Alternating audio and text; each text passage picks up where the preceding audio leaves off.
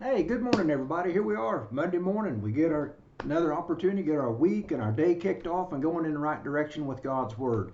Hey, this morning I want to look at a statement that is made here in Matthew, the ninth chapter. And at verse 18, beginning in verse 18 on down through the next several verses, there's a couple of scenarios that are intertwined. We're going to look at one of them today, and then tomorrow we'll look at the other one. But I want to primarily focus in on verse 18 of Matthew chapter 9.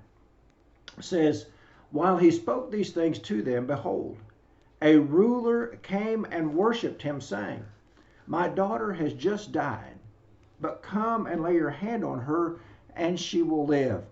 Now, kind of set the backdrop on this. Jesus is being questioned about fasting and just different things.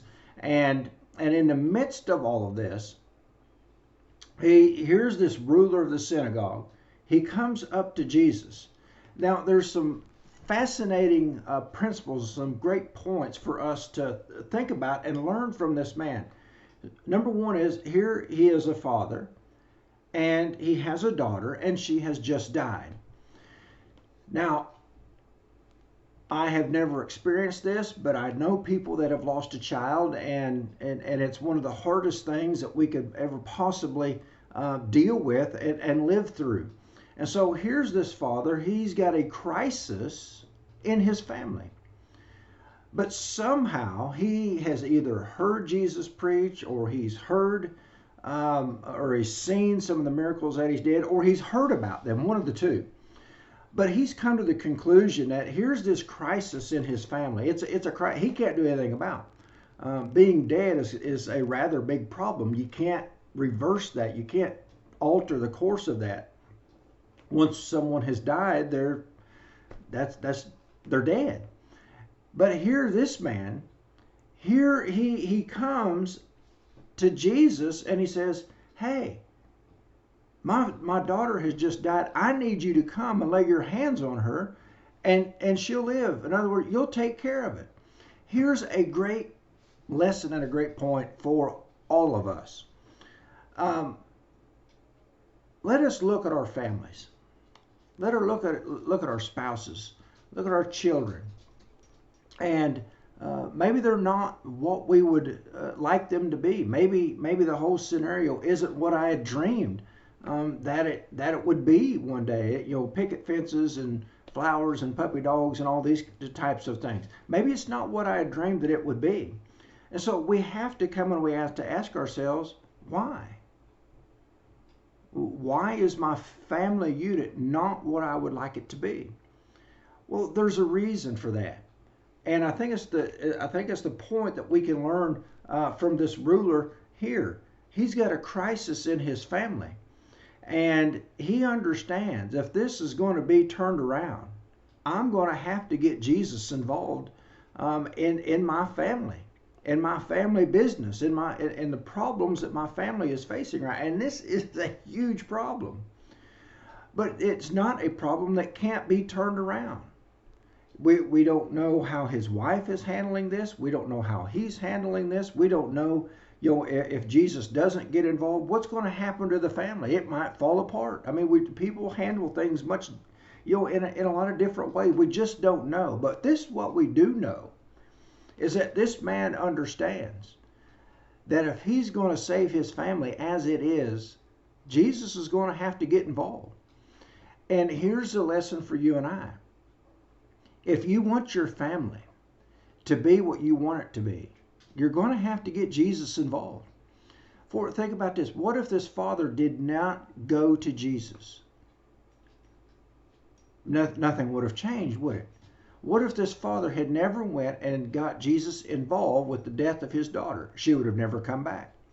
And he and his wife and siblings, if there were some, we don't know. Ooh, excuse me. They would have had to go on for the rest of their life dealing with the trauma and the sorrow and the despair of losing this child. But he does go to Jesus, and he does get Jesus involved. And we know, at the end of it, he goes to his house and he does bring her back to life. So think about this.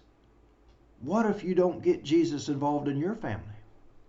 What if you, whether a father or as a wife or mother, whatever, what if you don't get Jesus and make him the very nucleus of your family?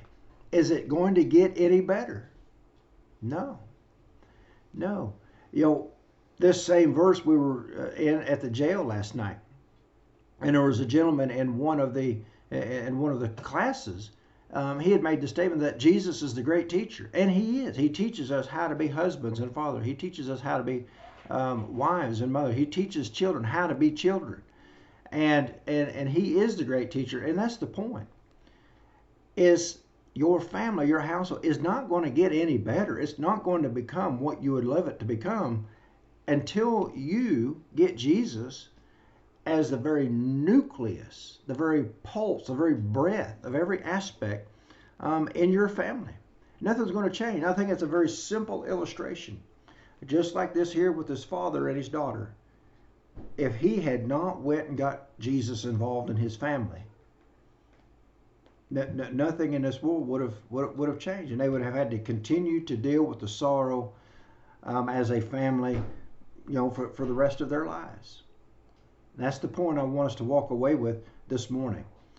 My friend, if your family's not what it needs to be, the answer is Jesus. The answer is Jesus.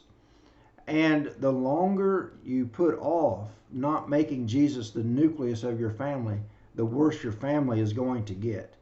But the sooner you get him involved and make him every step, every move, every aspect of your life, then your family unit will begin to change for the better. I'm going to leave you with that. There's your dose of God's Word today.